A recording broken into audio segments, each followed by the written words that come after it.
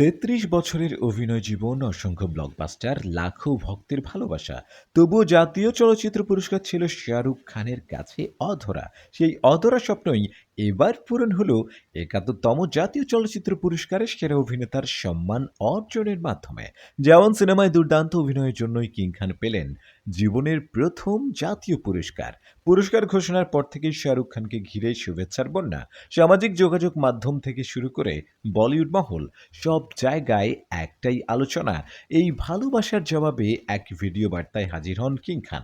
তবে ভিডিওটিতে শাহরুখকে দেখা যায় চিকিৎসাধীন অবস্থায়, হাতে ও কোমরে সাপোর্ট বেল্ট, শরীর ক্লান্ত, কিন্তু মুখে প্রশান্ত হাসি।